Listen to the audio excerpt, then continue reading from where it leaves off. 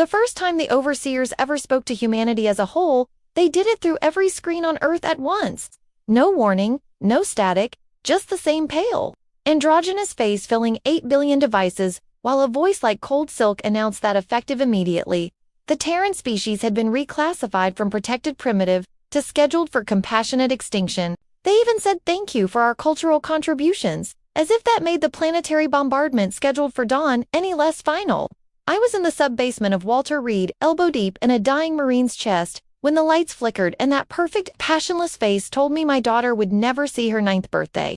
The kid on my table flatlined right then, heart giving up the same second hope did for the rest of us. And I remember thinking the timing felt deliberate, like the universe itself wanted to make the point crystal clear. My name is Dr. Mara Valdez, trauma surgeon, former Army major, and as of 30 seconds ago, condemned primate. The Marines upstairs were already screaming orders nobody wanted to follow. Boots pounding toward armories that wouldn't matter against orbital railguns. I just stood there in the dark, blood drying on my gloves, listening to the overseers explain how gassing us softly was actually mercy compared to letting us spread our violent chaos further. That's when I laughed. Not the sane kind. The kind that makes people back away. Because in that exact moment, I realized something the overseers never bothered to learn. Humans don't roll over when you tell us it's for our own good. We get creative. 6 hours earlier, the delegation from the Galactic Compact had landed on the White House lawn, looking like angels carved out of moonlight. Tall, luminous eyes like starfields, every one of them radiating the calm superiority of a species that ended wars by thinking at people really hard. President Okoye shook their hands on live television while they promised protection from the Reaper fleets, currently eating the Rimworlds. All we had to do was surrender our weapons, our FTL research, and about 60% of our children for gentle re-education. The cameras loved it. The comment sections exploded with memes about finally getting good aliens. Nobody noticed the fine print scrolling too fast at the bottom of the treaty feed. Total biomass reduction to pre-industrial levels within 5 cycles. Nobody except a handful of us who already lost people to the Compact's peacekeeping actions on Mars and Titan. I met the man who'd change everything in the hospital parking garage at 2 a.m. Both of us trying to steal the same unmarked ambulance. Captain Jonah Briggs, Special Activities Division, face still painted half camo, from whatever op just went sideways in orbit. He had a duffel full of something that clicked when he moved and the kind of eyes that had watched friends burn up on re-entry. We stared at each other over the open driver door like two stray dogs deciding whether to fight or share the trash can. Then the sky lit up white first kinetic strike on Norfolk. Right on schedule, and we made our choice without words. He tossed me the keys. I floored it toward the Beltway while the eastern seaboard started dying behind us. Turns out Jonah hadn't come planetside to evacuate VIPs. He'd come to deliver a package the size of a football wrapped in lead foil and prayers. The only working prototype of Project Backdoor, a quantum entanglement virus cooked up by a joint DARPA-SA Black Lab before the Compact politely asked us to stop weaponizing physics. The eggheads called it the God Key. Jonah called it the middle finger. We mail special delivery. One catch, it needed to ride a tight beam transmission straight into the overseer. Dyson Swarm parked at L5, and every military satellite that could have done it was already slagged by preemptive strikes, which left civilian networks, which left millions of obsolete phones, smart refrigerators, and sex toys still blinking on whatever grid power remained. Humanity's last bullet was going to be fired by the Internet of Shit, and we had about 4 hours to make it happen. We picked up the others on the way west. People the world had written off as lunatics until the sky started falling. Sergeant First Class Park, Demolition's goddess who lost her whole platoon when the Compact accidentally vented their carrier. Dr. Levkin, the Russian exobiologist who'd been court-martialed for warning the UN the overseers were lying about the Reapers. A 17-year-old streamer from Manila who went by Nolmami and apparently knew more about botnets than the NSA ever did. By the time we hit the abandoned data center outside Denver, we looked less like a resistance and more like the universe's most dangerous group chat. Inside the server farm, emergency lights painted everything blood red, while Nolmami's fingers blurred across 6 keyboards at once. "They're herding the survivors toward the camps already," she whispered, voice cracking for the first time. "Drones dropping something that smells like lavender. People just sit down and wait for it." Jonah didn't say anything, just pulled a picture from his vestim, and a dark-haired woman holding a toddler on a beach somewhere that didn't exist anymore. Tucked it into the server rack like an offering. I was hooking the God Key into the mainframe when the lights died completely. Real darkness, the kind you feel in your teeth. Then a new Glossoft, beautiful, coming from the doorway. One of them was here. An overseer alone, wings of light folded tight against its back, looking almost curious. It tilted its head the way a cat does right before it kills the mouse, and I swear its voice bloomed directly inside my skull. "You still fight," it observed, almost gently. "After everything we offered, why?" Jonah stepped forward, rifle raised but not firing, because we both knew bullets were a joke. "Because you mistake patience for permission," he said, "and you just pissed off the wrong monkeys." The overseer smiled then, and every screen in the building woke up showing the same live feed, orbital shots of cities burning, children being loaded into silver ships. The moon cracked open like an egg. Its final words were almost kind. "Watch your species die, Doctor. Then we will speak again about mercy." That's when Null Mommy hit execute. Every light in the building surged white. The God Key screamed like a living thing. And somewhere above us, in the cold dark between Earth and Moon, something ancient and vast just realized it had made a terrible mistake. Because humanity wasn't going quietly. We were about to teach the universe why extinction had always been their kindest option. The surge lasted 8 full seconds, long enough for the God Key to ride every unprotected transmitter on the planet straight into the Overseer swarm, like a bullet made of middle fingers. Then the lights came back, dim and sickly, and the alien standing in the doorway staggered as if someone had just punched it in the soul.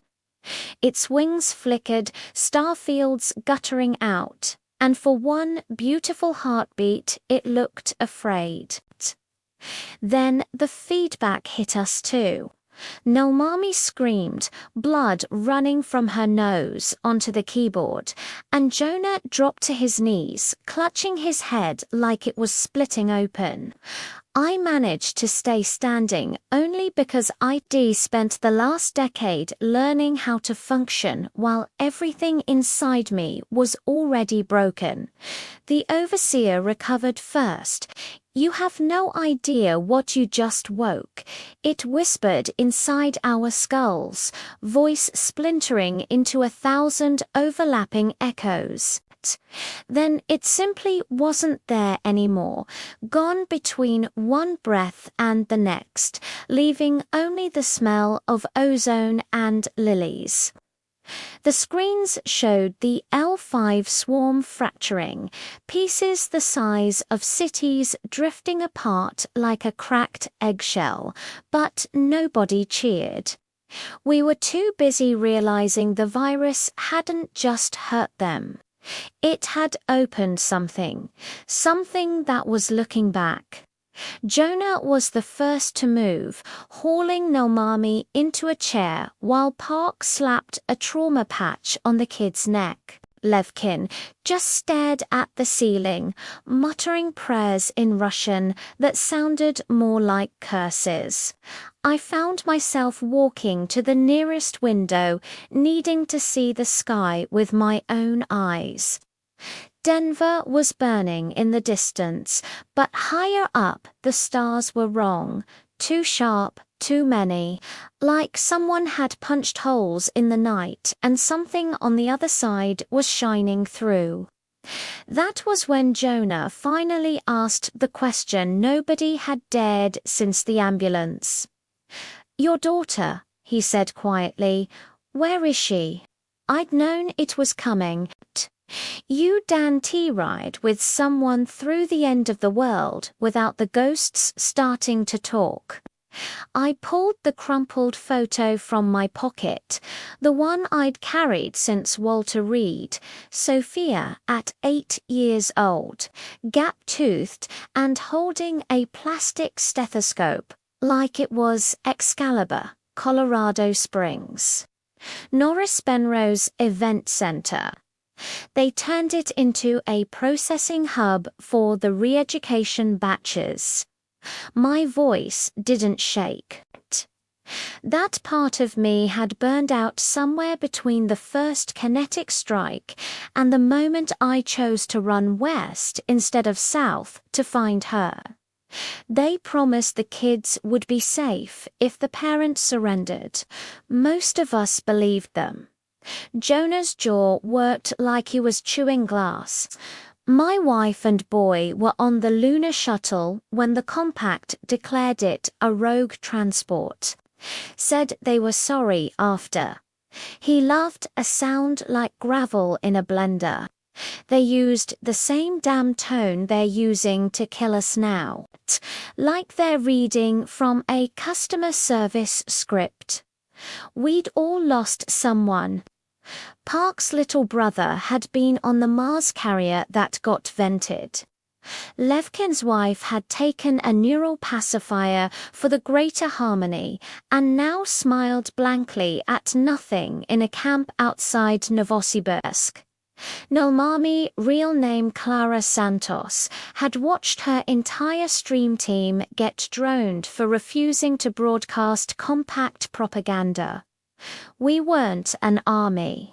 We were what was left when the universe took everything else. Clara recovered enough to talk. The key didn't just crash their swarm, she rasped, wiping blood from her lip. It piggybacked their own entanglement network. We're inside every overseer system now, but something's inside us too. I can feel it counting heartbeats. Levkin finally looked away from the ceiling. The Reapers, he said. They weren't coming for us. They were running. The overseers have been keeping something locked behind that swarm for 10,000 years. We just cut the chain. Outside, the first Reaper ship tore through the wound in the sky like a black shark through bloody water. It was wrong in ways that hurt to look at, angles that didn't add up, mass that flickered in and out of existence. The Overseer fleet, what was left of it, turned to fight, and for the first time in recorded history, the perfect, luminous bastards looked clumsy, desperate. Jonah watched the battle bloom across half the horizon and made the call I'd been dreading. We can still get to Colorado Springs. The processing hubs are underground. If we move now, no, I cut him off. The word tasted like rust. We finish this, the key needs a second pulse to fry their core consciousness. Clara says there's a backup transmitter array in Cheyenne Mountain. If we hit that, we kill them for good. I met his eyes. Sophia's already gone. Jonah, we both know what those ships are doing to the kids. I'm not trading the species for one little girl. He didn't argue, just looked at me for a long second, the kind of look that strips you naked, then nodded once. Then we do both, he said. Park, you and Levkin take the mountain with the second key copy. Clara stays on, Overwatch. Doc and I are going to get as many kids out of that arena as we can carry before the Reapers glass the continent. We meet at the array or we don't meet at all. Park started to protest, probably something noble about nobody getting left behind. But Jonah shut her down with a look that said he'd already buried enough people for one lifetime. Clara just handed me a flash drive the size of a fingernail. When you're ready to upload the final sequence, plug this into anything with an antenna. It'll ride whatever's left of the cell network. Just don't wait too long. Whatever's coming through that hole is hungry. We rolled out just before dawn, 2 stolen Humvees screaming south on empty highways littered with abandoned cars and the occasional lavender-soaked body sitting peacefully behind the wheel. Jonah drove like a man who'd forgotten fear was an option. I rode shotgun with Sophia's picture taped to the dash where a rosary should be been.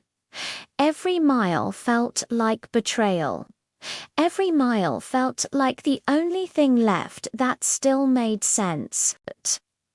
Halfway to the Springs, we passed a convoy of silver buses headed north, windows full of kids pressing their hands to the glass. I made Jonah stop. We didn't talk about it. He just pulled across the median and rammed the lead bus off the road, while I laid down fire with the saw we delifted from the data center. The guards, human traitors in compact armor, went down fast. Turns out, collaboration doesn't breed courage. The kids poured out screaming, some of them recognizing me from the news feeds before everything went dark. One little boy with Sophia's eyes grabbed my leg and wouldn't let go. I carried him to the second Humvee while Jonah hotwired a school bus like he'd done it in a past life.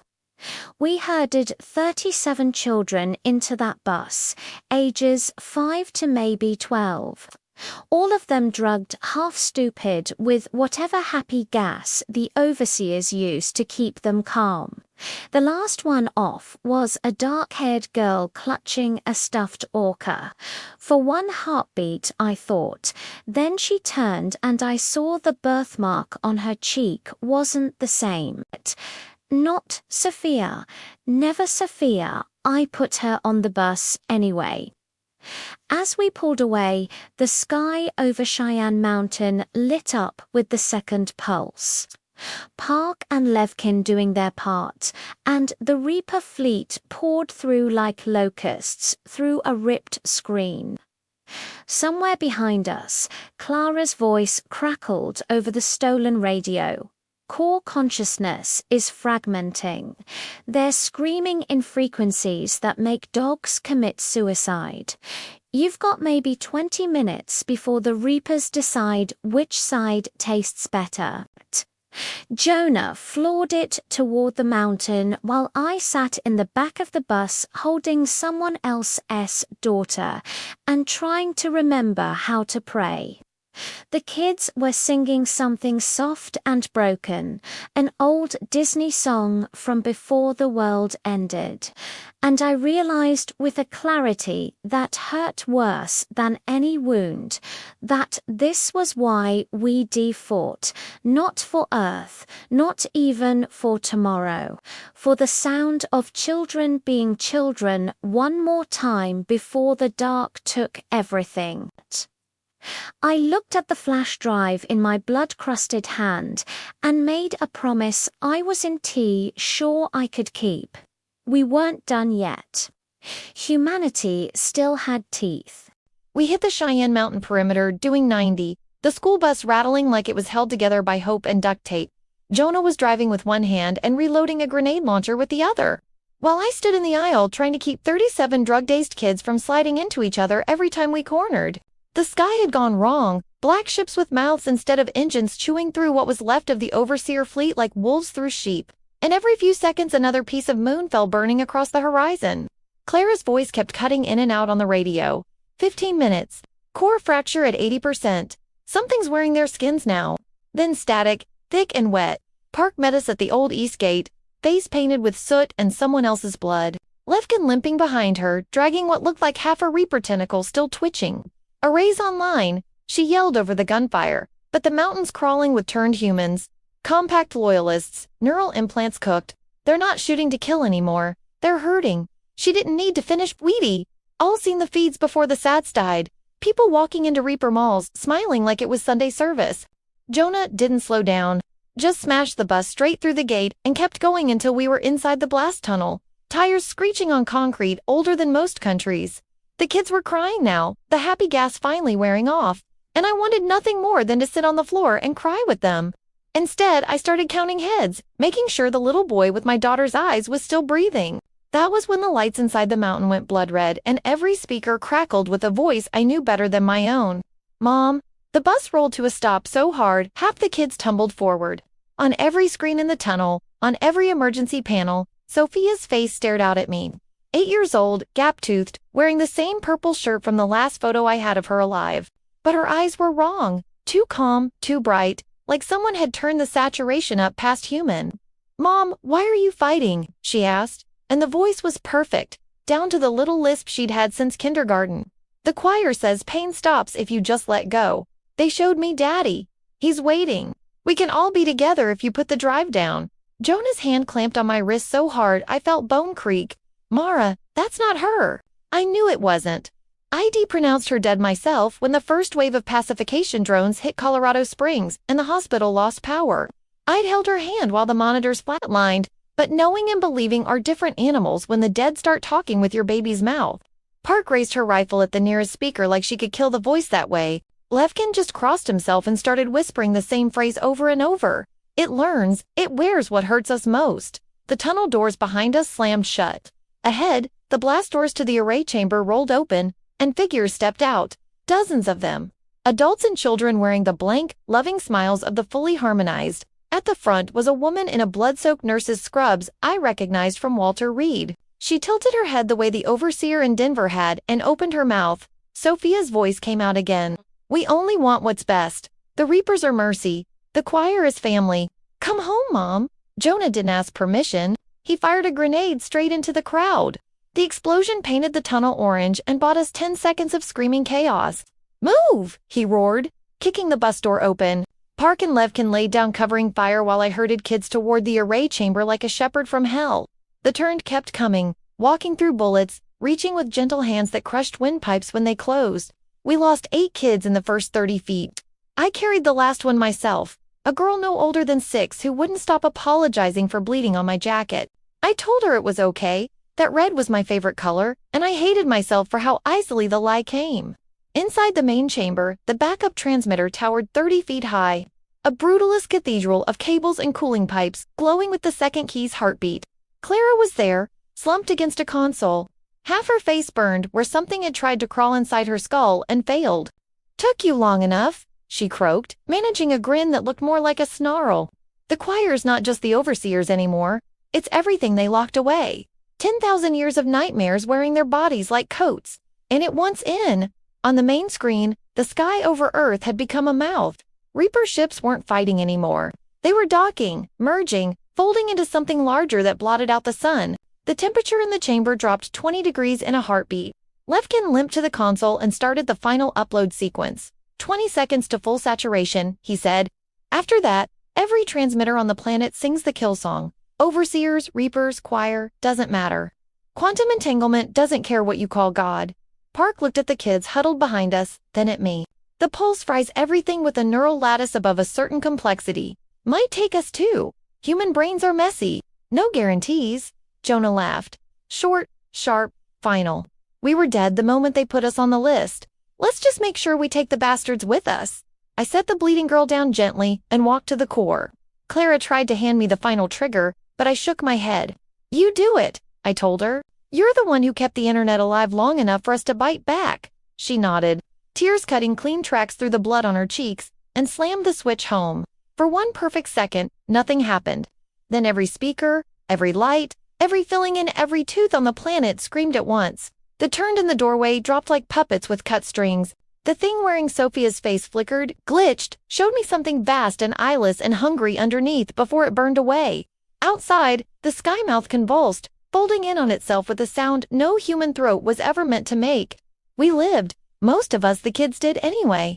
The pulse hit the adult brain just hard enough to knock us out cold. Park woke up speaking Korean for 6 hours.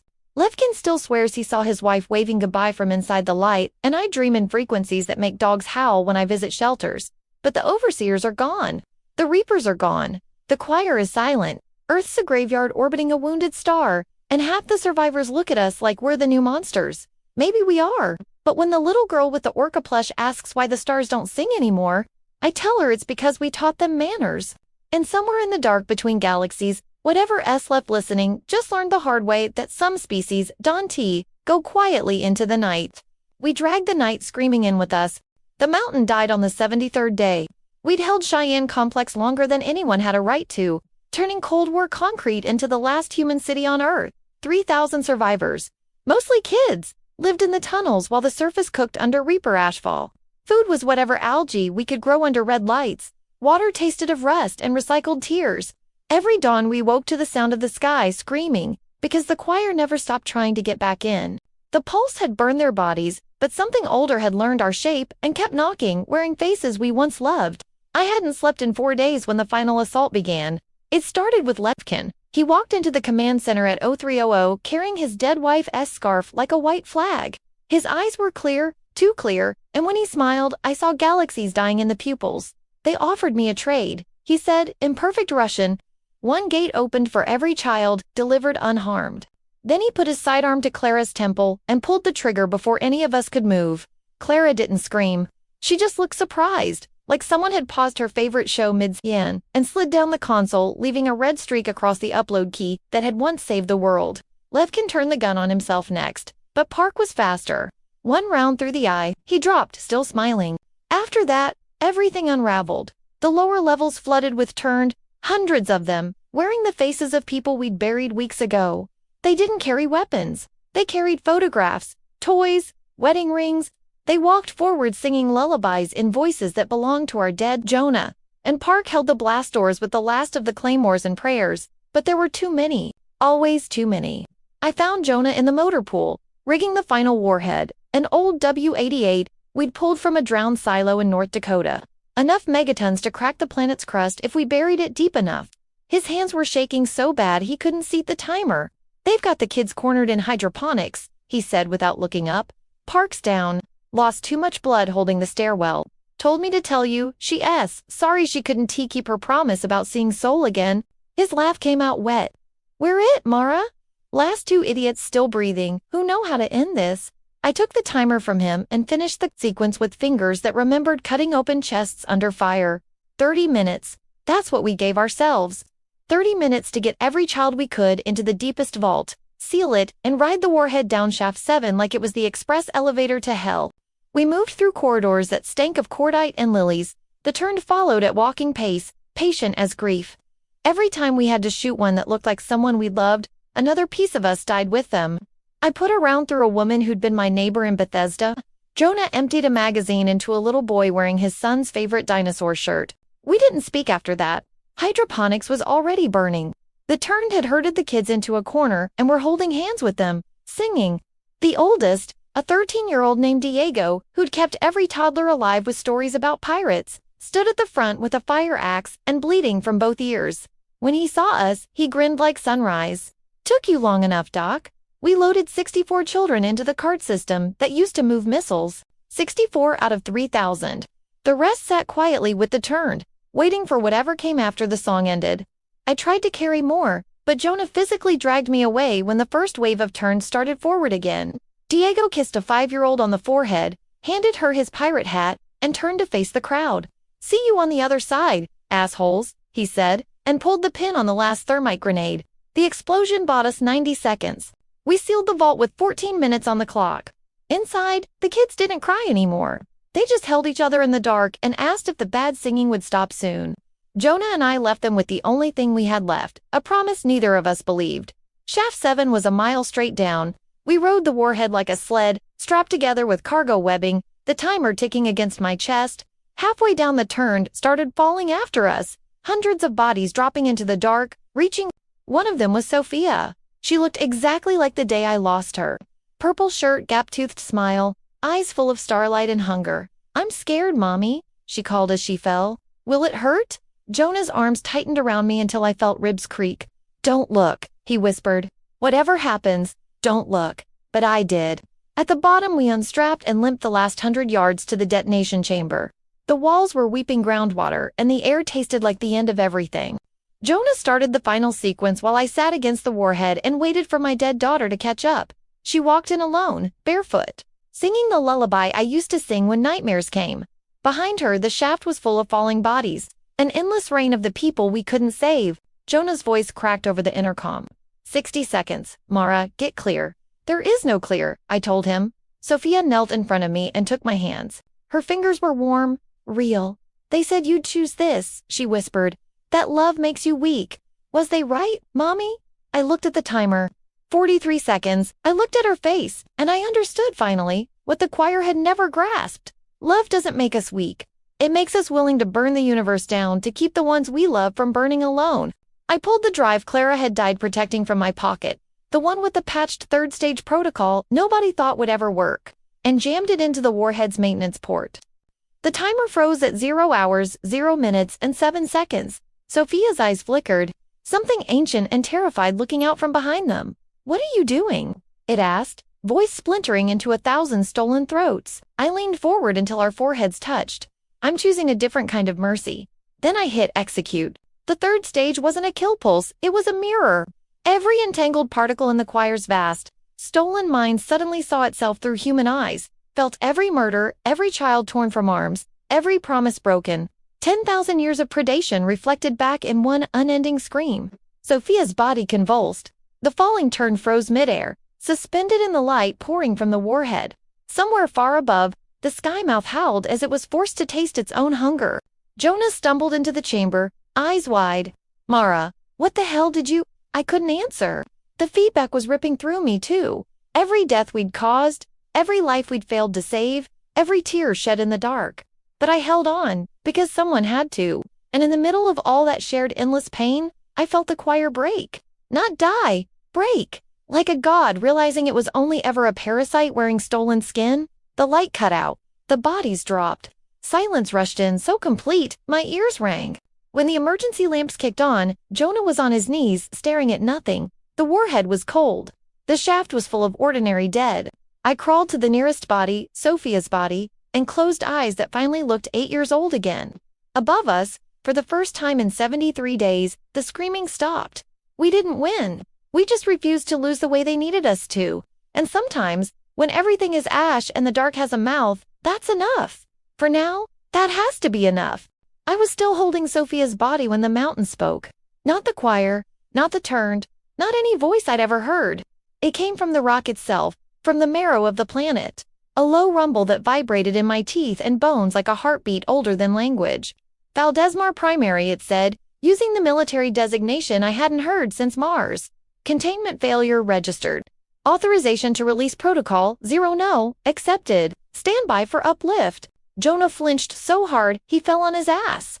The emergency lights flickered, then died completely, replaced by a cold blue glow that poured out of every crack in the concrete like liquid starlight. The dead didn't move, but every screen still intact in the chamber woke up showing the same symbol, a simple circle bisected by a vertical line. The old Terran Authority Black Ops sigil nobody had used since the compact made us disband it 20 years ago. I knew that sigil. I'd seen it tattooed on the wrists of corpses in mass graves on Titan after the peacekeeping incident. I'd watched it get burned off recruits who asked too many questions. Protocol 0 null was the myth. The ghost story generals told each other when they thought no one was listening. The doomsday switch nobody was crazy enough to flip. Apparently, someone had been crazy enough. The glow coalesced into a man. Not a hologram, not an avatar. Flesh and blood mid-40s, wearing an ancient army service uniform with no rank, no name tape, just that circle landline burned into the collar. His eyes were solid white. No iris, no pupil, like someone had erased the humanity and left the rest. "Dr. Valdez," he said out loud, voice calm, almost kind. "You've done well. The choir is fractured. The reapers are blind. The board is clear." Jonah found his voice first. "Who the hell are you?" The man tilted his head. Designation irrelevant. "Call me custodian if you need a word. I've been awake since 2047, buried under this mountain, waiting for the moment humanity needed to stop pretending to be prey." He looked down at Sophia's small body in my arms, and for the first time, something almost like sorrow crossed his face. "I'm sorry we waited this long. There were rules. I laughed, and it came out broken glass, ugly. 3 billion people are ash because of your rules. 3 billion were the price, he answered, not flinching. Because the alternative was 8 billion permanently enslaved, then devoured when the choir finished digesting the galaxy. We needed them to believe we were broken. We needed you to fight like there was no tomorrow. Because tomorrow was the weapon." He raised one hand, and the chamber walls dissolved into star maps. Not the pretty kind. Raw tactical overlays showing every overseer system, every reaper hive, every hidden choir node across 1,000 light-years. Red icons blinked out in real time, entire fleets going dark without firing a shot. While you were busy bleeding in the dirt, Custodian said, we woke up the rest of the solar system. Luna flipped open like a flower made of guns. What we thought were abandoned mining domes unfolded into kilometer-long rail arrays that had been printing ammunition since 2089.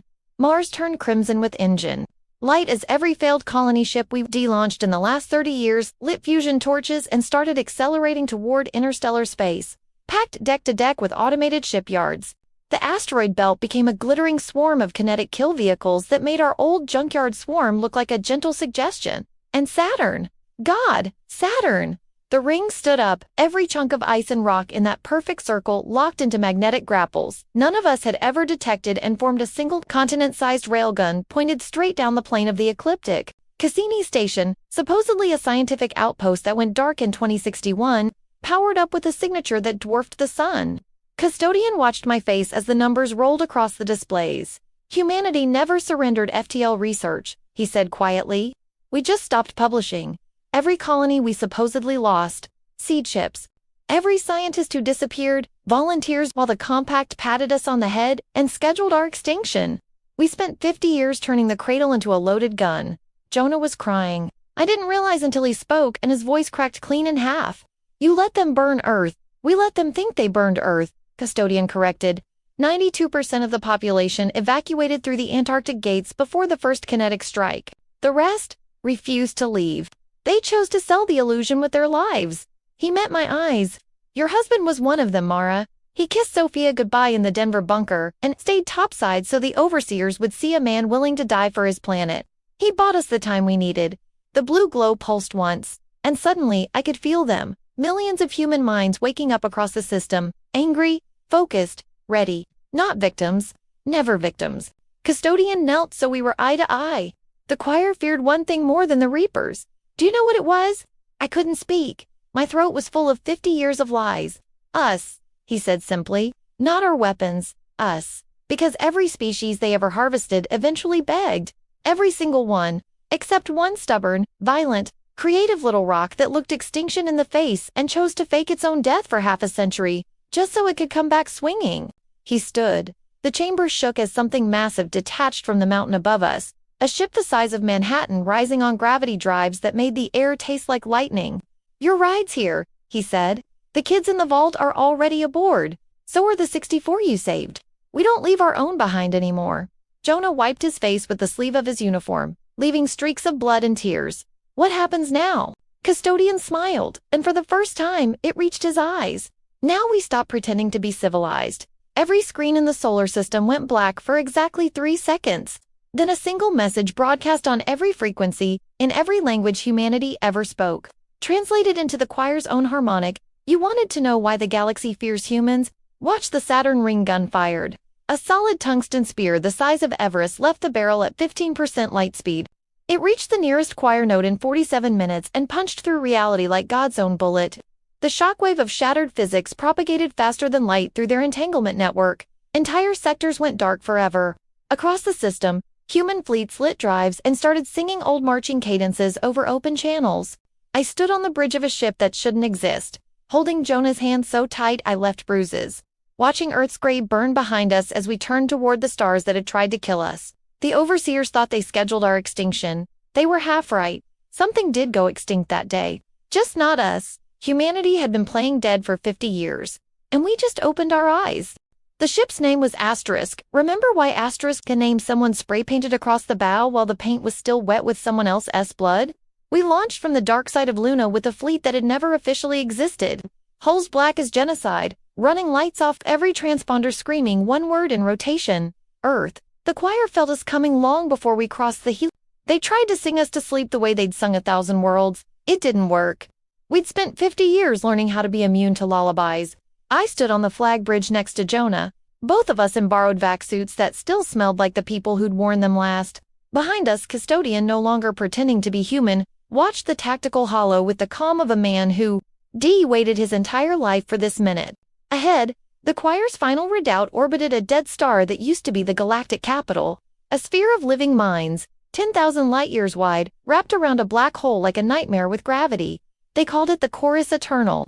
We called it Target 1. Range, Jonah asked. 45 seconds to knife fight distance. The helmsman answered. A 19-year-old kid from the Antarctic gates who'd never seen real sunlight until today. Custodian turned to me. Your call, Doctor. We can still glass it from here. One volley from the Saturn guns and the war ends clean. Clean. The word tasted like ash. Clean was what they'd promised when they gassed cities with lavender. Clean was Sophia's body in my arms, warm for 5 more seconds than physics allowed. I looked at Jonah. He met my eyes and nodded once. The same nod he'd given in a Denver data center when we decided to steal the future back one child at a time. No, I said. We go in. They don't get to die confused. They get to see our faces. The fleet dove. We hit their outer shell at 0.3 C, ramming wedges first. Ships died by the hundreds on both sides, human seed carriers trading themselves for breaches the size of continents. Inside the chorus, it wasn't space anymore. It was thought made solid, corridors of memory, oceans of screaming faces. Our Marines fought in boarding pods that looked like coffins with engines, cutting through walls of pure grief. Every meter cost blood, but we advanced, because that's what humans do when retreating stops being an option. Jonah led the spearhead. I followed with the med team patching wounds that shouldn't have been survivable, dragging the dying forward because dying later was still better than dying here. We lost entire companies to memories of their own childhood pets turning into teeth. One squad walked into a corridor that showed them their mothers begging them to stop and never walked out again. But the rest of us kept moving because someone had to carry the message all the way to the center. The heart of the chorus was a single chamber orbiting the black hole. Ergosphere. A sphere of light where every mind the choir had ever eaten floated in perfect, agonized clarity. Trillions of voices, alien and human both, suspended in the moment of their last breath. And at the center, wearing a shape that hurt to perceive, was the thing that had worn my daughter's face in Cheyenne Mountain. It looked at me and smiled with every mouth it had ever stolen.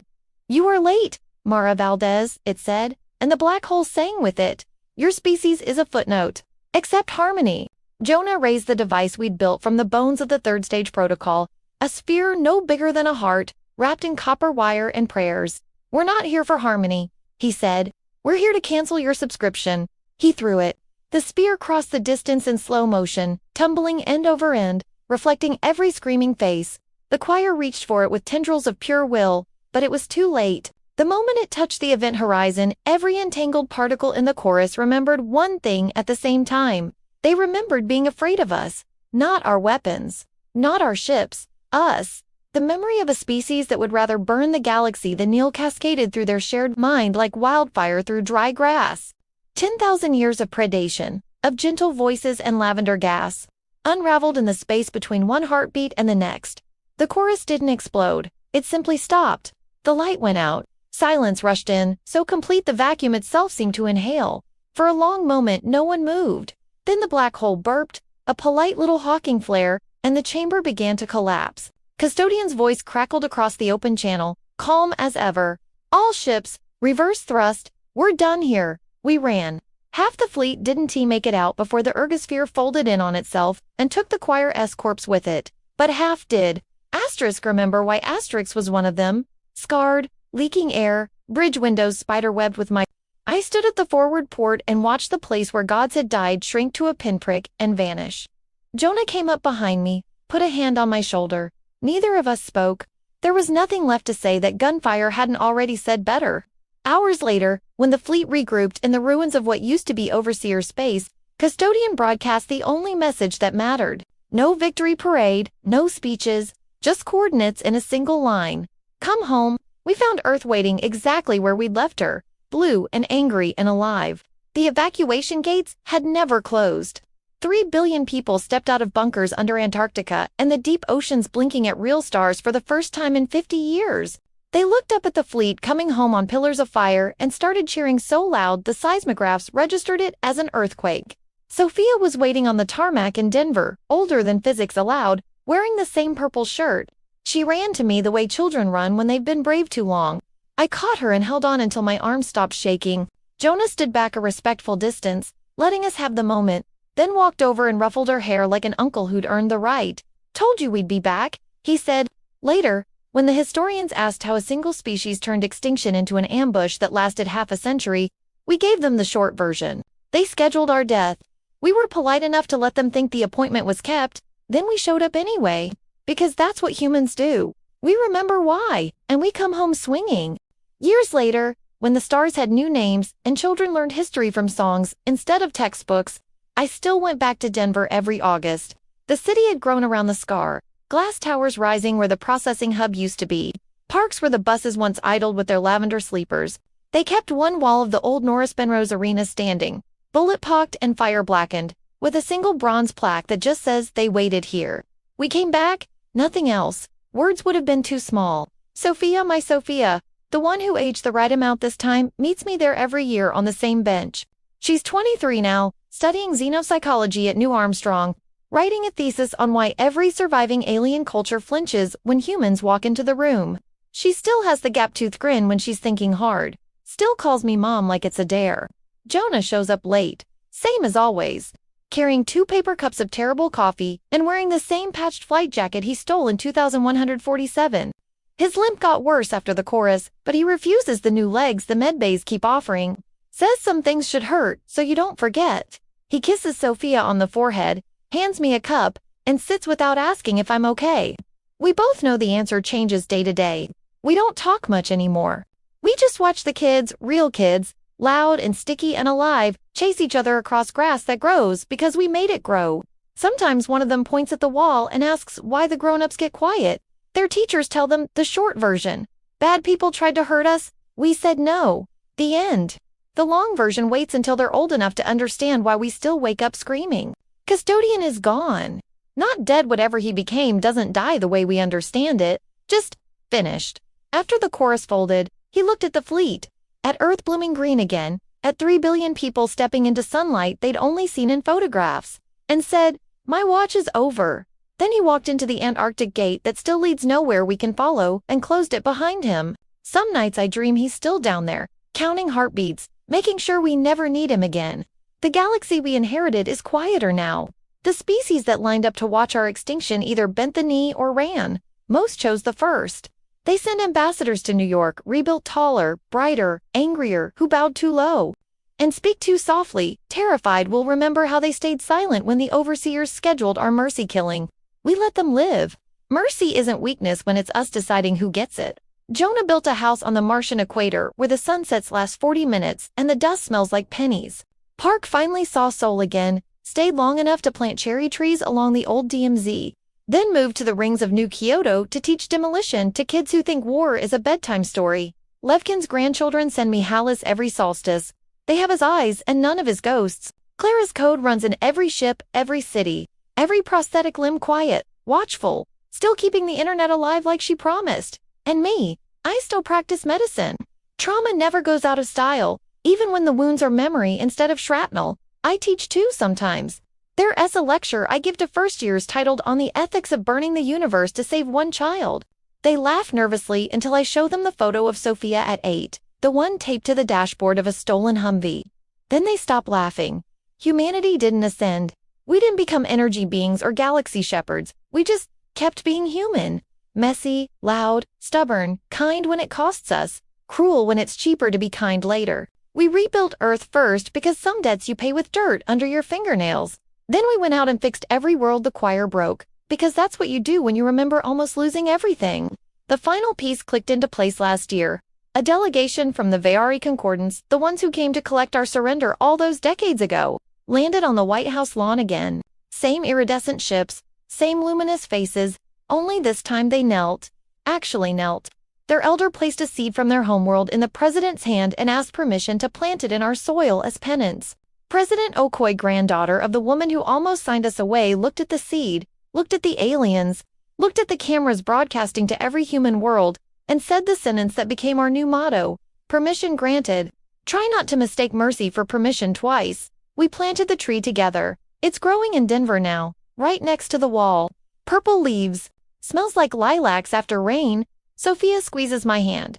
Jonah bumps my shoulder with his. The kids laugh somewhere behind us. The sound of tomorrow refusing to be quiet. We won. Not because we were stronger or smarter or chosen by destiny. We won because when the universe handed us extinction with a smile, we looked it dead in the eye and said, "Not today," and we meant it. Every year, On the day the sky stops screaming, humanity gathers in every city, on every colony, around every fire, and we sing one song, old off-key, perfect. It has a lot of verses now, one for every name we got back. The last line never changes. We were scheduled to die, we were rude enough to be late, and we brought friends. Did this story hit you as hard as it hit us? What would you do in humanity's final hour? Drop your ideas for the next HFY story below. The galaxy's big, and we've still got teeth.